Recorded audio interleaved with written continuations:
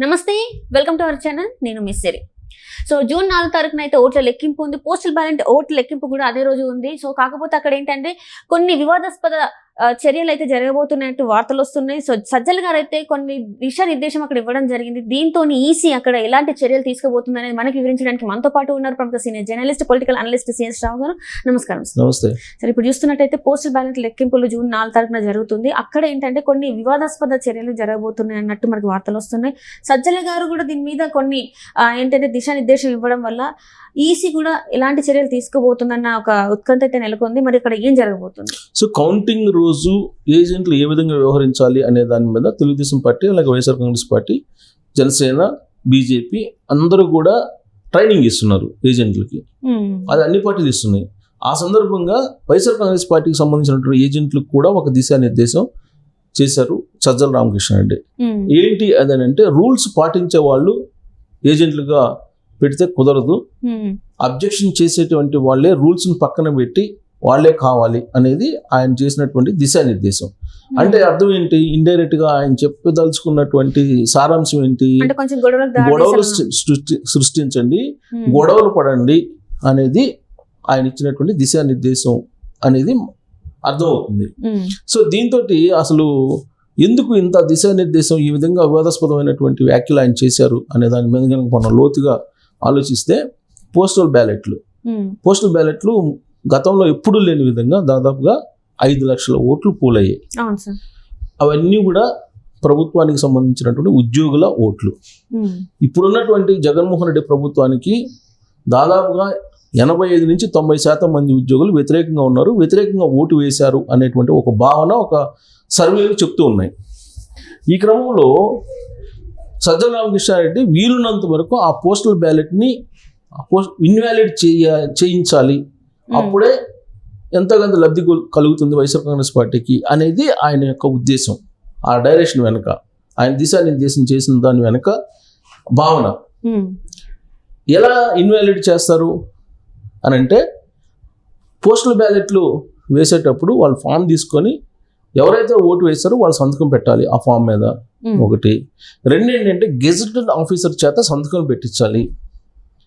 ఆ gazetted officer ఒక seal వేయాలి.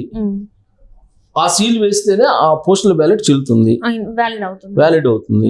ప్లస్ ఆ పోస్టల్ బ్యాలెట్ వేసేటప్పుడు కూడా, సీల్ చేసేటప్పుడు అవి కూడా సంతకాలు ఉండాలి. ఇవన్నీ రూల్స్ ఉన్నాయి.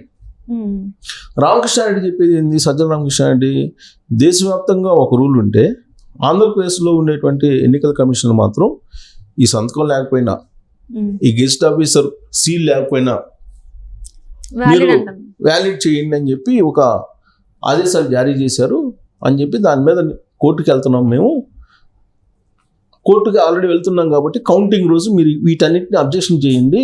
సంతకాలు లేనటువంటి వాటిని, సీల్ లేనటువంటి వాటిని, గెస్ట్ ఆఫీసర్ సంతకం లేనటువంటి వాటిని, వీటన్నిటిని కూడా వీలున్నంత వరకు అబ్జెక్షన్ చేసి కౌంటింగ్ను ముందుకు జరగకుండా ఆపేయండి అనేటువంటి ఒక డైరెక్షన్ ఇచ్చారు ఆయన మాటల్లో. దీన్ని ఈ విధంగా చేయడానికి కారణం ఏంటంటే, ఉద్యోగులందరూ వ్యతిరేకంగా ఉన్నారు ప్రభుత్వానికి అనేది వాళ్ళకు కూడా అర్థమైపోయింది. సో దీంతో ఎన్నికల కమిషన్ ఏం చేయాలి ఇప్పుడు? ఆల్రెడీ వైఎస్ఆర్ కాంగ్రెస్ పార్టీకి సంబంధించిన ఏజెంట్లు ఏం చేయబోతున్నారు కౌంటింగ్ రోజు అనేది అర్థమైపోయింది. వాళ్ళు గొడవలు సృష్టించడానికి ప్రయత్నం చేస్తున్నారు అనేది కేంద్ర ఇంటెలిజెన్స్ ఇన్ఫర్మేషన్ కూడా. అందుకే ప్రత్యేకమైనటువంటి బలగాలను కూడా ఆంధ్రప్రదేశ్లో డిప్లాయ్ చేశారు. ఇప్పటికే ప్రత్యేక బలగాలు దాదాపు 23 బెటాలియన్లు సిఆర్పిఎఫ్ దళాలు వచ్చాయి. ఎక్కడెక్కడైతే గొడవలు జరుగుతున్నాయో అక్కడ ఈ దళాలను మోహరించి ఉంచారు. కానీ రాష్ట్ర వ్యాప్తంగా ఇలాంటి డైరెక్షన్ ఇచ్చారు కాబట్టి సజ్జల రామకృష్ణారెడ్డి, అన్ని చోట్ల ఇలాంటి వివాదం నెలకొంటే కౌంటింగ్ ముందుకు జరిగేటువంటి అవకాశం లేదు. కౌంటింగ్ ఎలా జరుగుతుంది? ఫస్ట్ 7 o'clockకే సిబ్బంది అంతా వచ్చేస్తారు, 6కే వచ్చి ఉంటారు. బట్ 7కి ప్రాసెస్ స్టార్ట్ చేస్తారు. టేబుల్స్ వేస్తారు, ఒక 14 టేబుల్స్, అంటే ఈవీఎంలను బట్టి మినిమం 12 నుంచి 14 వరకు, 15 వరకు కూడా వేస్తారు టేబుల్స్.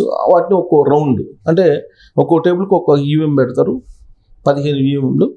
ఈ 15 ఈవీఎంలు లెక్కేసిన తర్వాత కన్సల్టేట్ చేసి ఆ ఒక రౌండ్లో ఎన్ని వచ్చినాయి, ఎవరికి ఎన్ని అనేది చెప్తారు. అని అప్పుడు ఒక రౌండ్ ముగిసినట్టు.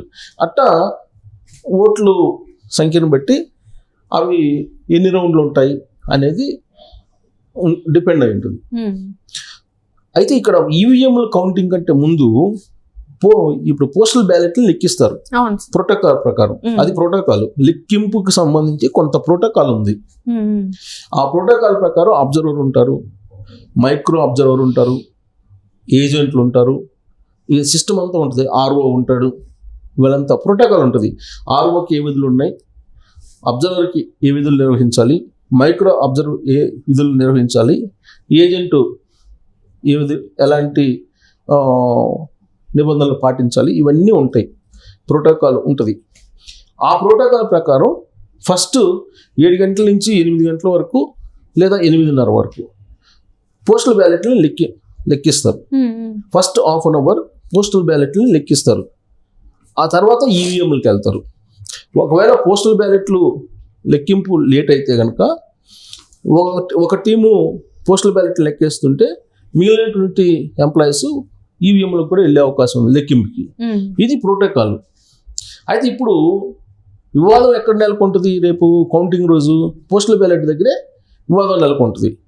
కాబట్టి ముందు అసలు ఈవీఎంలు లెక్కేసి ఆ తర్వాత పోస్టల్ బ్యాలెట్లు కౌంటింగ్కి వెళ్తే ఎలా ఉంటుంది అనే దాని మీద ఎన్నికల కమిషన్ ఆలోచిస్తుంది.